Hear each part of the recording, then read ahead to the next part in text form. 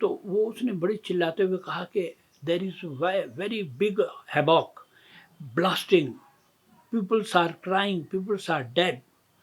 भगवान आगे निकले, ये लोग तीनों बैठे हुए थे और वो लेडी जो है वो भगवान की तरफ देख करके रोने लगी और भगवान ने उनकी तरफ देखा।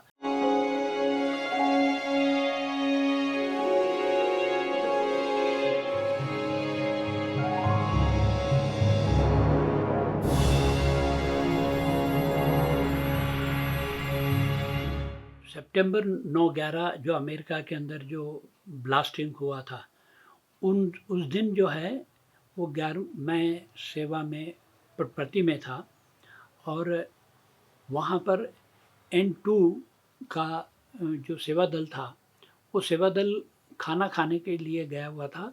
8 बजे के करीबन की बात है। मैंने कहा तुम जाओ खाना खाओ, मैं तुम्हारी जगह बैठता हूँ। मैं उनकी जगह बैठा और वो आया और उठा कर के मुझे रिलीव किया। परंतु वहाँ पर उसी ब्लॉक में कोई फॉरेनर ठहरे हुए थे। वो सामने एसटीडी ऑफिस से दौड़ता हुआ वापस आया। मैंने उसको पूछा क्यों भाई, क्यों दौड़, ऐसा क्यों दौड़ रहे हो? तो वो उसने बड़ी चिल्लाते हुए कहा कि there is very big havoc blasting, peoples are crying, peoples are dead. तो और ऐसा कहता वो अंदर भागता हुआ चला गया। मैं घबराया, मैंने कहा ऐसा क्यों, व्यक्ति क्या है कह रहा है? तो सेवा दल ने पूछा कि क्या बोल रहा है? मैंने कहा कह रहा है कि कहीं तो भी कुछ घटना हो गई और लोग बहुत मर गए, बहुत चिल्ला रहे हैं, बहुत नुकसान हो गया। ऐसा कह के बोले यार कहाँ है? तो मैंने कहा देखो ऊपर चला गया, उससे पूछते हैं। तो उस सेवा दल ने बताया कि वो बी फ्लोर में रुका हुआ है, पर रूम नंबर नहीं मालूम। मैंने कहा ठीक है हम ढूंढते हैं यार, पूछते पूछें कहाँ कहाँ क्या हो गया। परंतु दो 2-4 मिनट के बाद में देखा कि उसके साथ में 3 लेडीज़ जो हैं वो और साथ में उतरी और वो लोग भी नीचे आ गए। तो मैंने फिर पूछना चाहा, परंतु वो सब के सब लेडीज़ और वो जेंट्स जो था एसटीडी ऑफिस के सामने, चूँकि वहाँ सेवादल बिल्डिंग में थे, वहाँ चले गए। वहाँ चले गए तब जहाँ क्यूरोसिटी वश में हम रुके रहे कि इनसे पूछे क्या बात हो गई। तो जब वहाँ गए तो देखा तो 15-20 मिनट के बाद वो लेडी जो 3 थी उसमें से एक लेडी रोती हुई बाहर आ रही थी। तब हमें और जिज्ञासा बढ़ गई कि भाई क्या हुआ?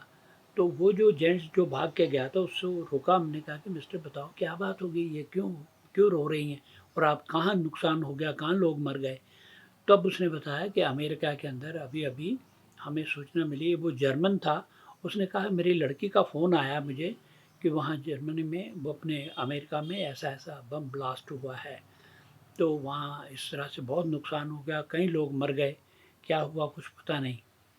तब अब वो देने के बाद में जब हम उससे बात कर रहे थे तो वो जो 3 लेडीज़ थी उसमें से तीनों फिर वापस एसटीडी ऑफिस गई बूथ पर। और वहाँ पर मैंने कहा ये वापस क्यों जा रही?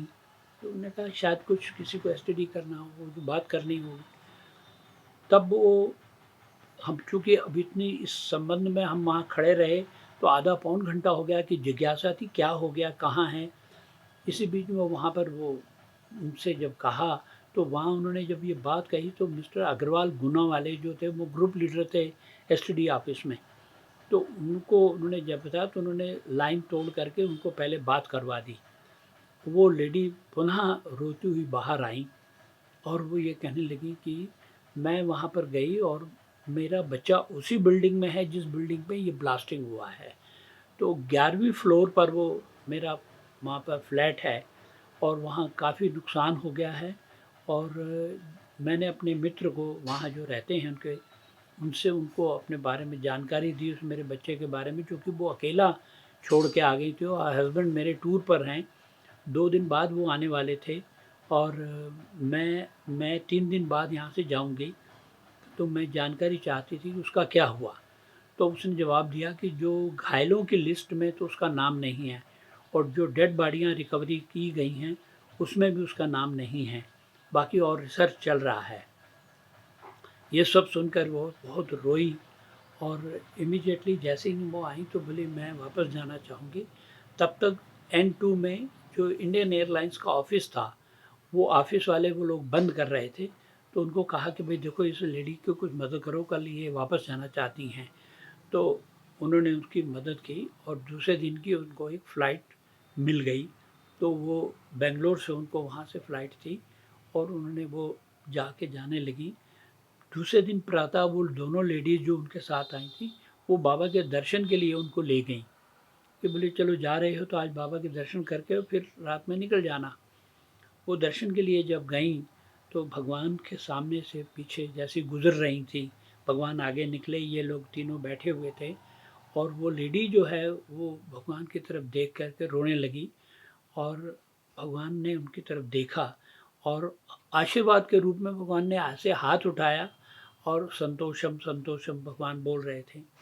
ये घटना उस लेडी ने ही बताई और जैसे ही वो भगवान आशीर्वाद देते वो हाथ उठा रहे थे तो भगवान की हथेली पर उस लेडी ने देखा कि टीवी स्क्रीन की तरह हथेली पर उस बच्चे को एक हॉस्पिटल में पलंग के ऊपर लेटे हुए दिखाया।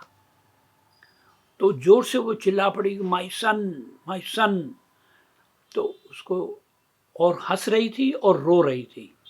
दोनों बाकी की दोनों लेडीज़ जो हैं उनको कुछ नहीं दिखाई दिया, केवल उसकी माँ को भगवान ने वो हथेली पर दिखाया कि वो वहाँ ठीक है और एक हॉस्पिटल में लेटा हुआ है।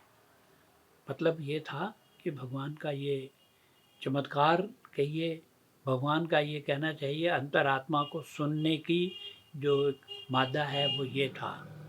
ये घटनाक्रम सत्यता के साथ मेरे साथ मैंने उनसे सुनी जो उस लेडी ने बताया। दूसरे दिन वो फिर वहाँ से चली गई थी और ये भगवान का ही बहुत बड़ा हादसा कहना नहीं चाहिए। इस हादसे में भगवान ने अपना विश्वास, भगवान ने अपनी अपनी प्रेजेंस उनके साथ दिखाई थी।